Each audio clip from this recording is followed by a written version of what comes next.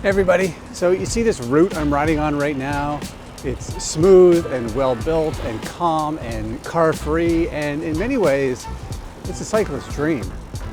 But today we're going on a journey to discover why, if we're not careful, routes like this can somehow cause bigger transportation problems.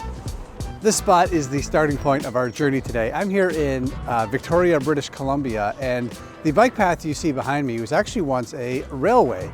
It's called the Galloping Goose, and the trail is named after the old railway, which itself was named after this quirky gas-powered rail car that was used on the line, which served parts of Vancouver Island. Now, when rail service ended in the mid-20th century, this route sat unused and abandoned for decades, until the late 1980s when it was resurrected as a trail. This was what's now known as a Rails to Trail project, a rail trail. Since then, not only has this become a fantastic recreation amenity, it feels like everyone I meet from Victoria who finds out I'm into bikes says, you gotta ride the Galloping Goose. For someone visiting Victoria on a bike, where should they ride? What's the one thing they should ride? The go-to is the EN and the Galloping Goose. Galloping Goose, okay. Yeah. It's also become the backbone of the city's commuter cycling network. I mean, check out this bike counter behind me. Seriously, hundreds of thousands of trips are taken on this trip every year in a region that has less than 500,000 people. So it's the use is pretty impressive, and it has a lot to do with this city having the highest modal share of bike commuters in Canada and maybe in North America.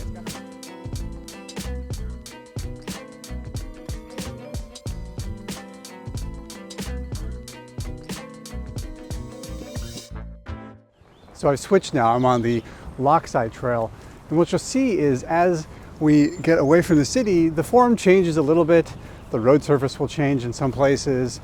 The use of it changes because we're getting out of the city into a more suburban area.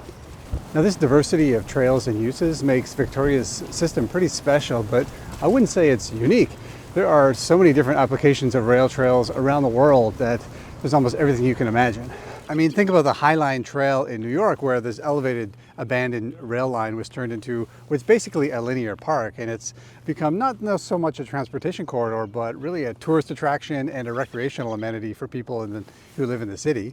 There's the Burke-Gilman Trail in Seattle, which is just a short ferry ride from here, which is like a vital commuter corridor for thousands of bike commuters.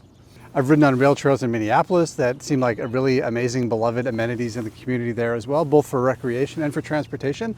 And so there are hundreds and hundreds of these just in Canada alone, and also around the world. They're all over the place.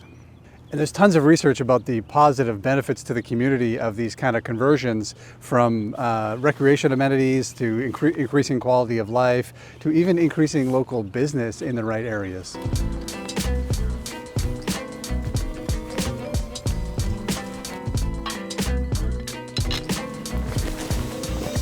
Okay, as I stopped to take a break here at a place called Maddox Farm, I think this shows that rail trails can be economic opportunities as well as transportation corridors. So from a cycling perspective, there's a lot to like about rail trails.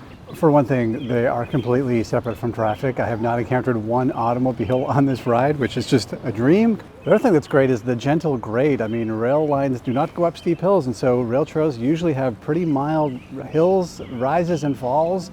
The grades are pretty nice, so it's great on a bike. The other thing is a lot of rail lines were installed before the city grew around them, and so you tend to get like rail lines that cut right through city areas, through important areas, and by design or laziness, those corridors still exist and can be used as great transportation corridors.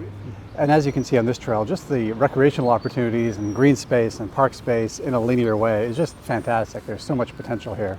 That's why people love rail trails. And in a lot of times, these rail lines have been abandoned for decades. And so looking at it, it just seems like such a no-brainer. Why not take this land that's being underused or not used at all and put it to such a great use? Like, it just seems in so many cases like a no-brainer, right?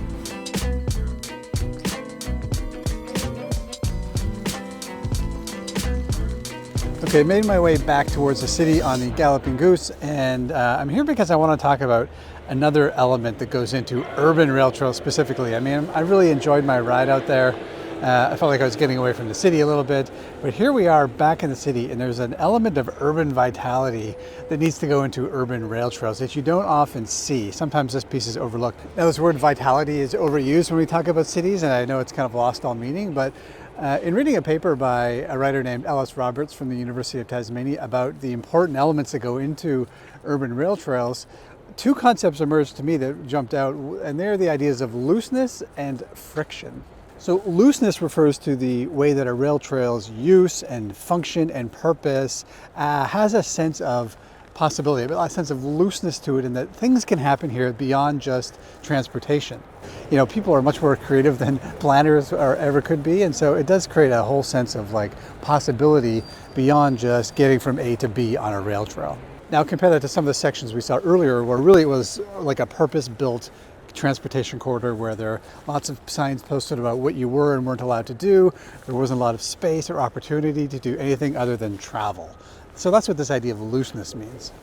Now, along with looseness is this idea of friction. Now, if you think of what a transportation corridor is in the past, and even those parts of the rail trail I was on earlier, it's really about efficiency. It's about getting from one place to the other. The only use there is transportation. But a good urban rail trail adds a bit of friction. Friction meaning places where people bump up against each other. So, you know, bike racks there. Here there's a playground. There's a community that's been built here. Just down the way is some coffee shops. There's access to the water. This is the idea of productive friction, where people can bump into each other. They can have social connection. They can make lives. This just improves the sense of community. It gives people more than just a transportation corridor, but it shows that there's so much more you can do with a rail trail. The other big thing to think about on rail trails is access. Sometimes these rail lines are almost like tunnels through a city.